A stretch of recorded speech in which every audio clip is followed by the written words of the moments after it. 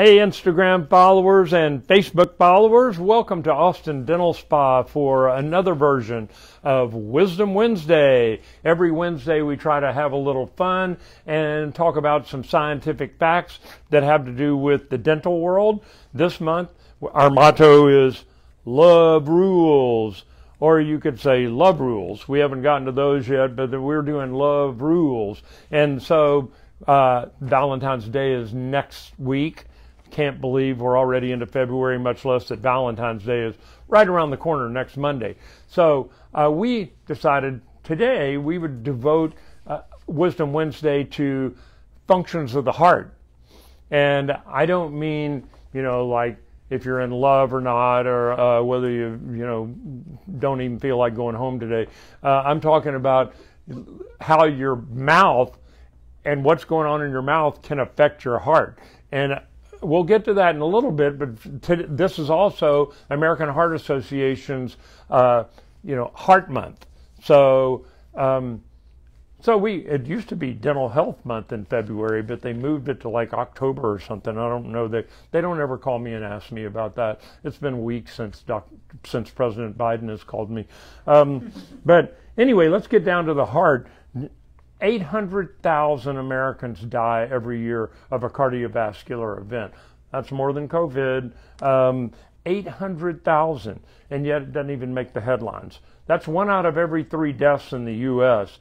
are attributed to a cardiovascular event, whether it's a heart attack, or something similar, aortic aneurysms, all those things. So.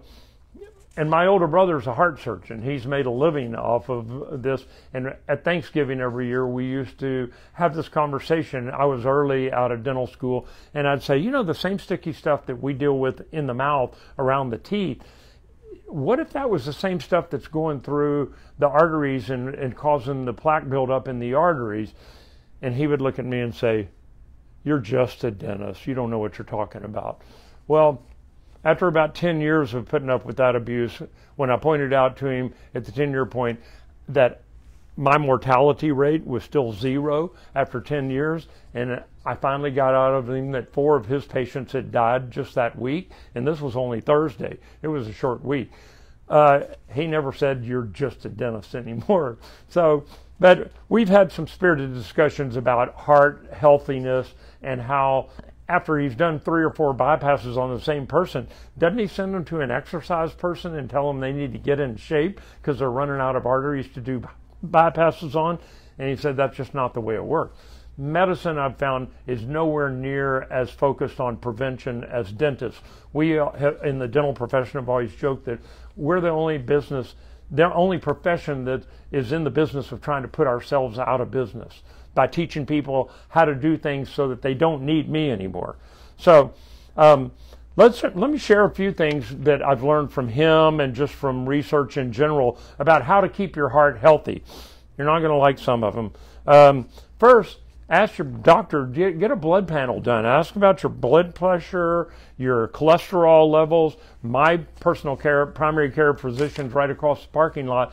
He makes me do a blood pressure log every year for about a week, where I take my blood pressure in the morning, I take it during the day, and I take it at night before I go to bed. And then he looks at all that and looks for variations in there, and I feel really well cared for.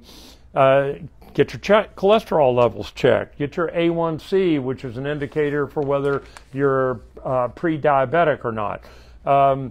That's number one. Use your doctor the way that they're supposed to be used. Ask questions. Secondly, reduce sodium or salt in your diet and increase fresh vegetables and fruits and all the things that we're supposed to be eating to stay healthy. Third, you're not going to like this one, be physically active. Sorry, it's always in there. Exercise, exercise, exercise. And we're not talking about going to the gym and breaking a sweat. We're talking about something as simple as walking 20 minutes a day in your neighborhood 3 times a week. That, according to the American Heart Association, is enough aerobic exercise to stimulate your heart, to help you maybe lose weight if you walk briskly, but at least keep your heart healthier. Fifth, you're not going to like this one either. Don't smoke.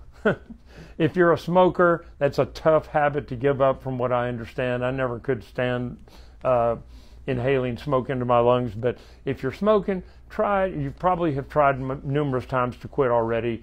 Try again. There have been many studies about how smoking affects not only your lungs but also your heart. It puts a stress on your whole body and makes it tougher for your dentist to clean your teeth too. And last, next to last, manage your stress level. That's hard to do in the last year and a half, managing stress, but it is possible. Meditation, you can go online now and there are meditations that all you got to do is turn your computer on or your phone on and they'll lead you through online meditations for free. They're on YouTube. Type in meditation, home meditation on YouTube. You'll get more videos than you could watch in one night on little tips and tricks from people that are experiencing this and how to self-meditate instead of self-medicate. And lastly, get 7 to 8 hours of sleep a night. It's been proven over and over again that the magic number for the vast majority of people out there is 8 hours in a night. And there's something magical that happens. Your body repairs itself when you're in a state of sleep at night. And so if you're not getting enough sleep, your body's not getting that time to repair itself. So now let's talk about the mouth and the heart. I've been preaching on this. If you watch Wisdom Wednesdays, you already have heard me mention the oral systemic connection. Oral referring to the mouth, systemic referring to the whole rest of the body. See, your body doesn't really know whether or care whether it's your mouth that has a chronic infection or if you've got Crohn's disease or irritable bowel syndrome, it might be your intestines that have chronic inflammation.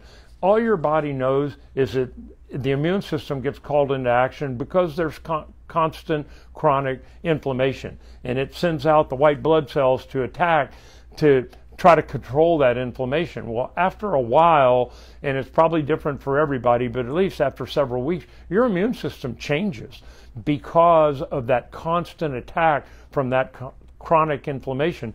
And that's what happens with people with gum disease. If your gums have been bleeding regularly for months on end, you've got a chronic inflammatory state and your immune system is taking a beating for that.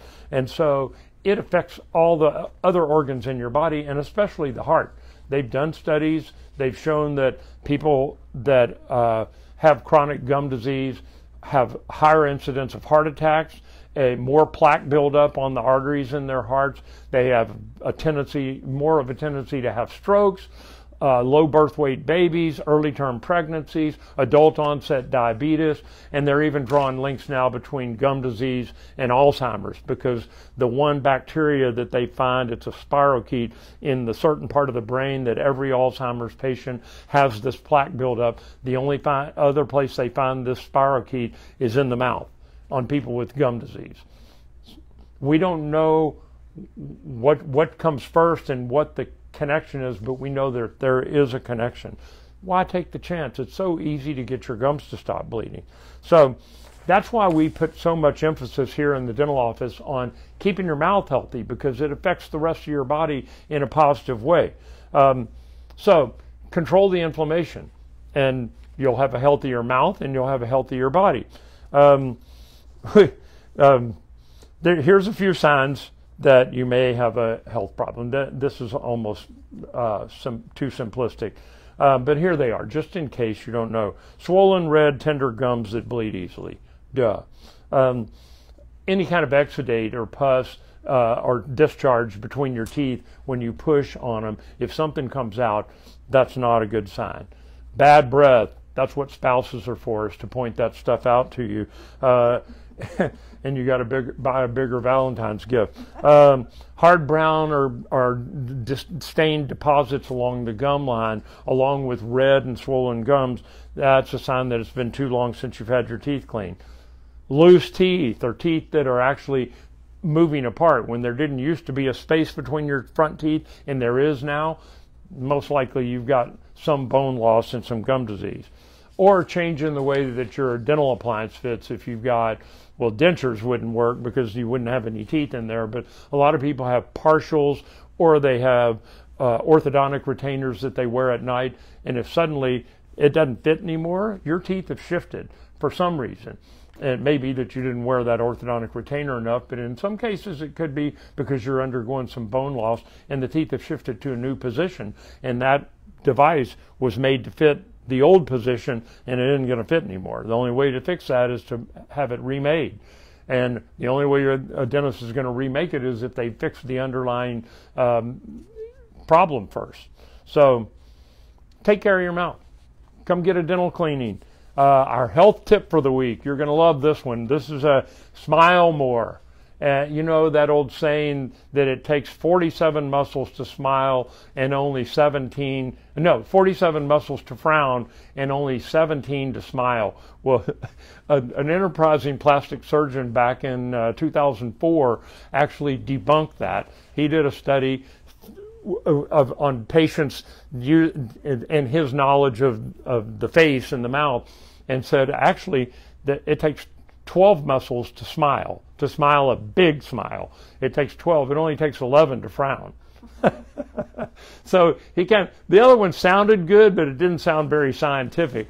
But he did admit in his paper that people tend to smile more, so it stands to reason those muscles would be stronger and easier to activate and more fun to use. And as you already know, when you're smiling, the whole world smiles with you. When you smile at another person, generally they smile back.